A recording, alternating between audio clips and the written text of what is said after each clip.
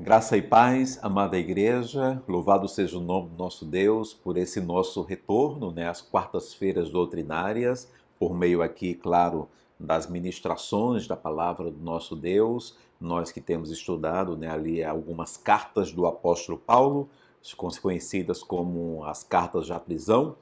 No ano passado nós estudamos a carta aos Efésios, já vimos a carta aos Filipenses e a partir de hoje, então, nós retomaremos na terceira carta da prisão, que é chamada de a carta escrita aos irmãos em Colossenses, aos irmãos colossenses daquela igreja ali na cidade de Colosso. Lembrando, irmãos, que aqui Paulo, ele ainda se encontra, então, na prisão, claro, a carta da prisão, não é? Na prisão ali de Roma, a sua primeira prisão ali na cidade de Roma. Ok, irmãos? Então hoje, a título de introdução, nós vamos ver alguns aspectos aqui desta carta, especialmente aqui desta igreja que estava presente ali naquela cidade. Mas antes, vamos orar ao nosso Deus. Pai, nós queremos te agradecer, louvar o teu santo nome por esta quarta-feira e muito obrigado, Deus, por esta que é a primeira, Deus, em mais uma sequência de estudos doutrinários. Nós clamamos para que tu nos ajude, a nós que ministramos esta palavra, assim como também ao teu povo que vai receber esta ministração, que sobre todos nós recaia da tua edificação, Senhor, e que possa de fato nos fortalecer, causando em nós o crescimento, mas o crescimento que procede de ti. Espírito Santo de Deus nos ajuda, nos direciona, no nome de Jesus. Amém e amém. Ok, irmãos, eu vou começar aqui então com o prefácio e a saudação do apóstolo Paulo, que é justamente o versículo de número 1 e o versículo de número 2 do capítulo 1 ali da epístola aos Colossenses, onde está escrito: Paulo, apóstolo de Cristo Jesus, por vontade de Deus, e o irmão Timóteo, aos santos e fiéis irmãos em Cristo que se encontram em Colossos, graça e paz a vós outros, da parte de Deus, nosso Pai. Ok, irmãos? Aqui eu quero iniciar, irmãos, trazendo algumas características desta igreja ali, a igreja de Colossos, ok? A primeira delas, irmãos, e talvez uma das mais importantes, é que Paulo ele não fundou essa igreja. Paulo ele não é o fundador desta igreja, a exemplo de outras igrejas que ele envia cartas e ele havia fundado. Aqui não é este caso. Ao contrário disso, irmãos, Paulo, ele viajou para a cidade de Colossos. Então, ele nunca visitou esta igreja, ele jamais foi nesta igreja. Ele não conhecia ali pessoalmente os irmãos desta igreja. Esta é uma informação muito importante. Então, Paulo ele não fundou e jamais foi a esta igreja. A segunda coisa, irmãos, a segunda característica é que a cidade de Colossos era uma pequena cidade ali na província da Ásia.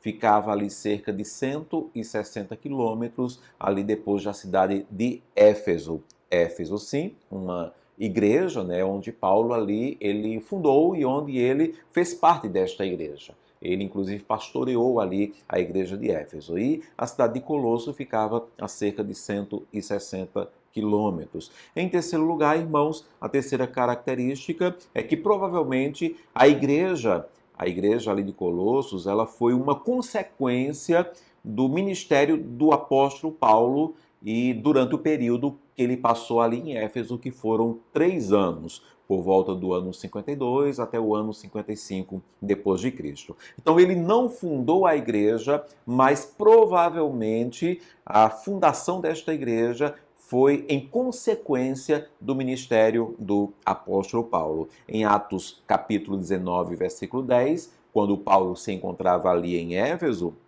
ali está escrito que isso durou ali no espaço de 2 anos, Nós sabemos que foi de 3 a 2 anos, e ali dando ensejo, e aí declara: a que todos os habitantes da Ásia ouvissem a palavra do Senhor. Este era o desejo do apóstolo Paulo quando ele estava ali em Éfeso. Então, o coração missionário dele, em que ele estava pastoreando uma igreja local, mas ele tinha essa visão missionária, de expandir ainda mais o evangelho. E ele declara, que seja tanto aos judeus como também aos gregos, ok? Aí a quarta característica é que Paulo, então, ele recebeu notícias por meio de Epáfras. Ao que tudo indica, Epáfras era um amigo de Paulo, alguém que conhecia a Paulo, né? E que Paulo também o considerava muito. Então, Efésios capítulo 1, versículo 7 e o versículo 8, diz que segundo, né, ele falando para aquela igreja, segundo fostes instruídos por Epáfras, nosso amado conservo, e quanto a vós outros, fiel ministro de Cristo, o qual também nos relatou do vosso amor no Espírito. Então, ao que tudo indica, Epáfras, ele enviou notícias da igreja de Colosso ali para o apóstolo Paulo. Epáfras, ele era um nativo da cidade, ele era alguém que pertencia à cidade de Colossos e provavelmente, aí sim nós vamos entender um pouco mais, provavelmente ele foi convertido ali por meio do ministério do apóstolo Paulo, quando Paulo estava em Éfeso. Quando Paulo estava em Éfeso, certamente naquele período que ali estava, Epáfras, estando ali por passagem na cidade de Éfeso, talvez tenha conhecido e provavelmente ouvido a mensagem do evangelho através ali do apóstolo Paulo. E aí sim, Epáfras, ele seria o fundador e seria o líder da igreja de Colossos, né? Ele seria como que o pastor desta igreja. Lá em Colossenses capítulo 4, versículo 12 a 13, nós vamos ver um pouco nessa menção que provavelmente ele era de fato ali o líder desta igreja. Por isso nós falamos, Paulo ele não fundou a igreja, mas a igreja foi consequência ali do seu ministério.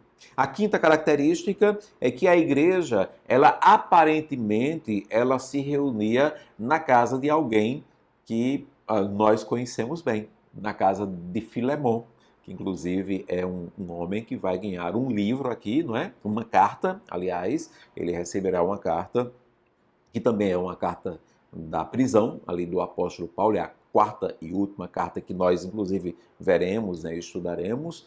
Então, esse Filemon, um servo do Senhor, ele provavelmente ele cedeu o espaço da sua casa para que esta igreja ali se reunisse. Lá em Filemon capítulo 1, versículo 1, aliás, versículo 1 e o versículo 2, está escrito assim: Paulo, prisioneiro de Cristo Jesus, e o irmão Timóteo, ao amado Filemon, também nosso colaborador, e a irmã Áfia e a Arquipo, né, nosso companheiro de lutas, e a igreja que está em tua casa. Esta igreja que estava na casa de Filemon, provavelmente, irmãos, ao que tudo indica, era a igreja ali, a igreja de Colosso, ok? E a sexta e última característica desta carta é justamente o motivo desta carta. Então, por que o apóstolo Paulo ele escrever esta carta? Por que ele enviou esta carta ali da prisão de Roma para esses irmãos colossenses? Bem, irmãos, primeiro nós podemos aqui detectar, fazendo uma leitura da carta, que alguma falsa doutrina ela começou a ser propagada aos crentes de Colossos. Embora a igreja ela fosse relativamente nova, mas ela já tinha uma vida, né, uma existência que era o suficiente para que alguns hereges já estivessem se alocando ali no seio daquela igreja e algum tipo de falsa doutrina estava sendo propagada ali dentro. Aparentemente, essa heresia ela era uma mistura de paganismo e ocultismo e legalismo judaico e cristianismo. O erro parece muito nesta heresia com uma antiga forma de gnosticismo, né, que ensinava que Jesus ele não era completamente Deus e nem completamente homem, mas ele era apenas um dos seres semidivinos que ligavam, né, o grande abismo, né, o inferno, entre Deus e o mundo. Né? Ele fazia essa ligação. Havia ali uma situação deplorável do mundo, um verdadeiro inferno, né, um verdadeiro abismo, e Jesus, que nem era Deus, nem era totalmente homem, ele ligava Deus ao mundo. Ao analisarmos, inclusive, algumas das palavras do apóstolo, aqui nesta carta aos Colossenses, nós podemos perceber que, inclusive, ele está refutando essas falsas ideias. Eu vou aqui só citar alguns exemplos, nós não vamos nos aprofundar, porque futuramente faremos isso, tá bom, irmãos? Mas no capítulo 1, versículo 19, quando Paulo ele declara, porque aprove a Deus que nele, em Jesus, residisse toda a plenitude. Então parece-nos que ele quer de fato aqui autenticar isto, ele quer reforçar esta ideia. No capítulo 2, versículo 18, ninguém se faça árbitro contra vós outros, pretextando humildade e culto dos anjos, baseando-se em visões, enfatuado, sem motivo algum, na sua mente carnal. Não é? O capítulo 2, versículo 21, olha o que Paulo vai dizer aqui. Se morreste com Cristo para os rudimentos do mundo, porque como se vivesses no mundo, vos sujeitais a ordenanças. Não manuseis isto, não proves aquilo, não toques aquilo outro. Então, parece-nos que realmente ele está aqui combatendo, essa ideia de legalismo ali judaico no meio da igreja colossenses. E depois de chamar tais coisas de doutrinas de homens, ele ainda diz no capítulo 2, versículo 23, tais coisas, com efeito, têm aparência de sabedoria, como culto de si mesmo e de falsa humildade e de rigor ascético, todavia não tem valor algum contra a sensualidade. Então, queridos, em algum momento ali da prisão do apóstolo Paulo, Epáfras, então, lhe enviou algum tipo de carta ou algum tipo de mensageiro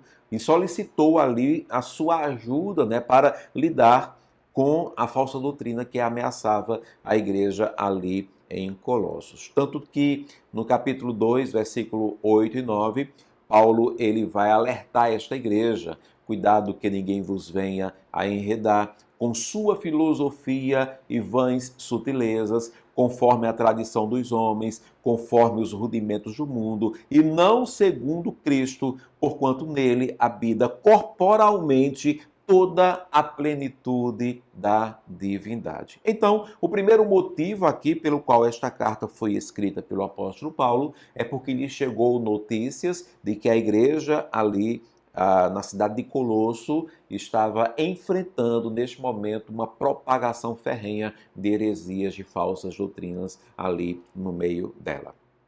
O segundo motivo que nós podemos apresentar aqui também é que Paulo, obviamente, ele não deseja perder esta igreja.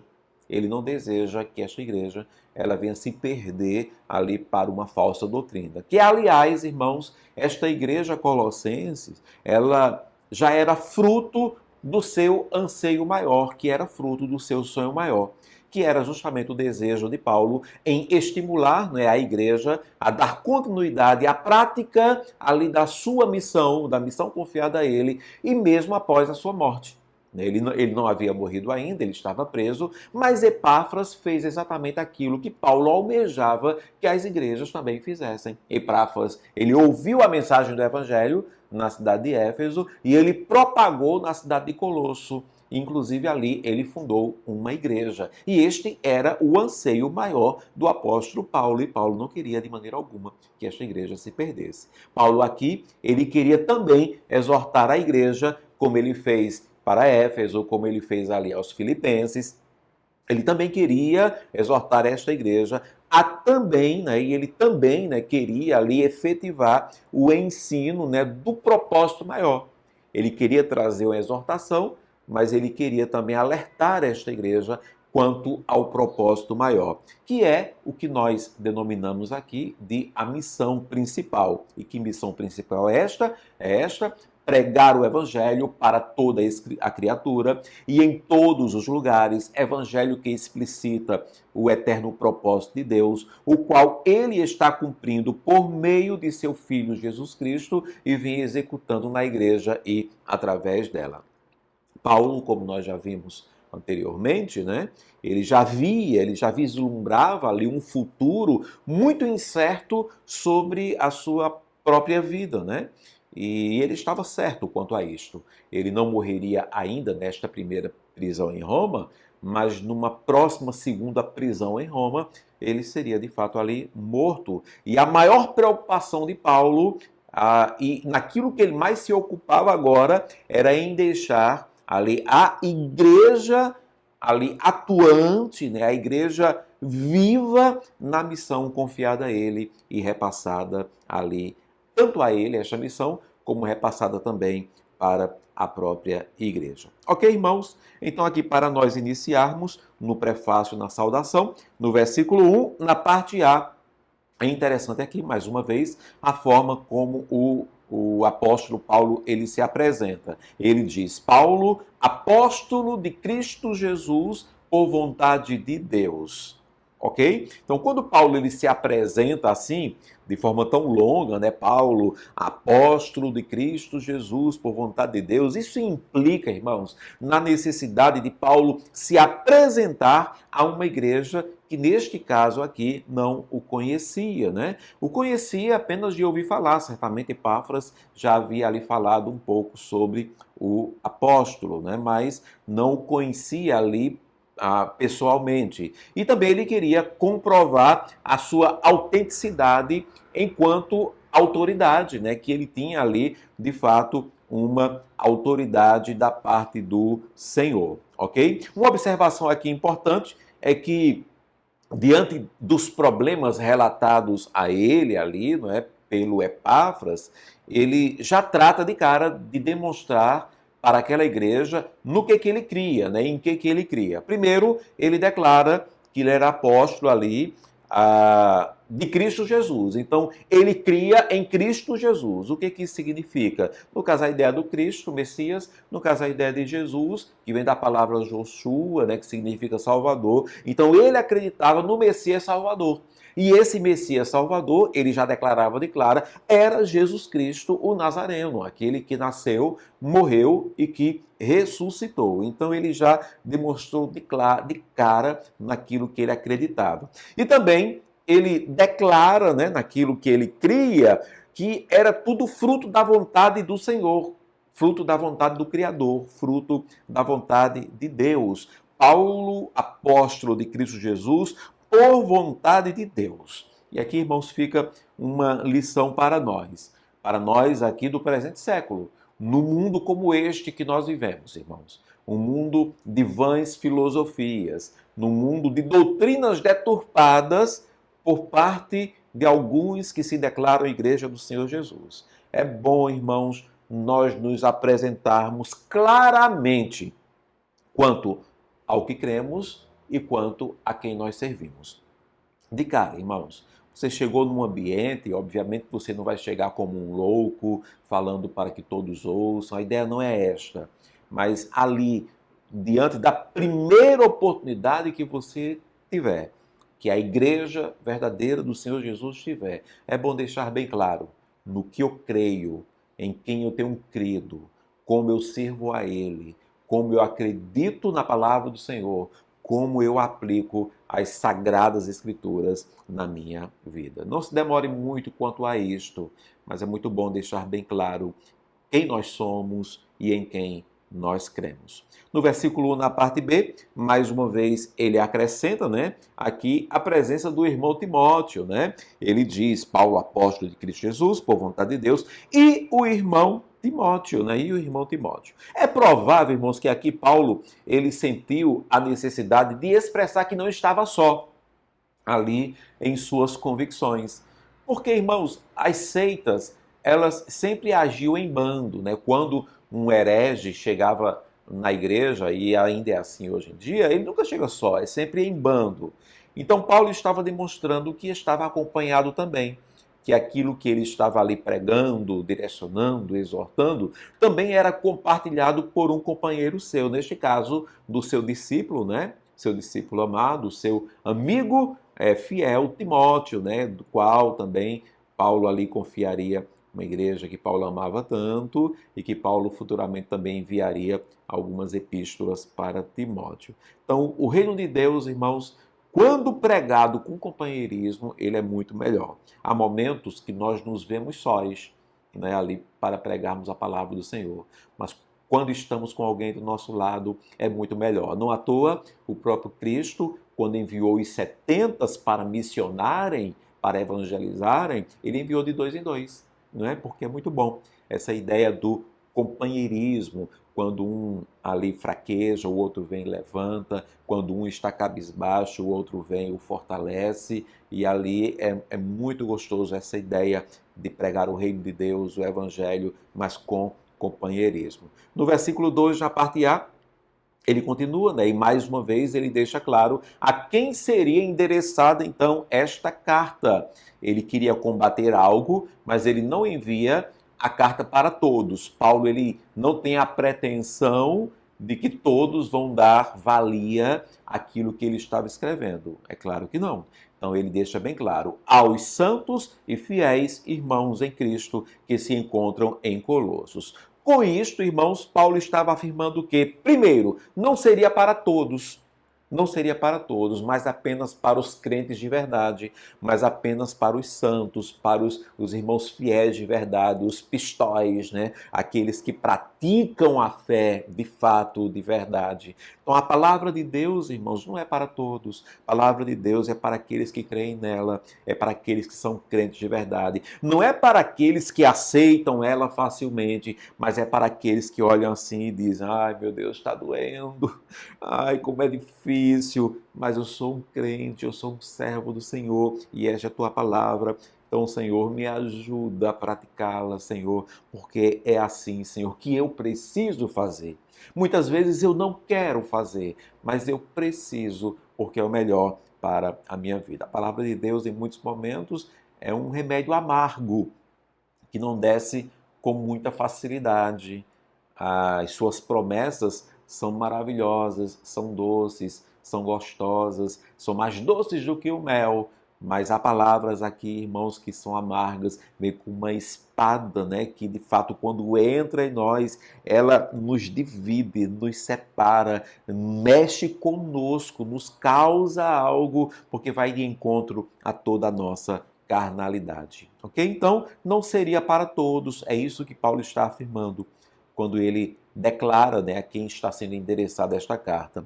Outra coisa que ele está afirmando aqui, com esta palavra dele, é que há sim trigo no vosso meio. Então, quando ele diz aos santos e fiéis irmãos em Cristo que se encontram em Colossos, ele está dizendo: eu estou declarando, eu sei, que há trigo, que há crentes de verdade no vosso meio. Então, a igreja verdadeira, ela pode passar por momentos difíceis, por momentos em que muitos abandonem um barco, que muitos se desviam, onde muitos caiam em pecado. Mas, irmãos, sempre haverá ali o trigo, sempre haverá o crente, sempre haverá o remanescente. Como foi em toda a história ali do Antigo Testamento com Israel, sempre haverá o remanescente do Senhor.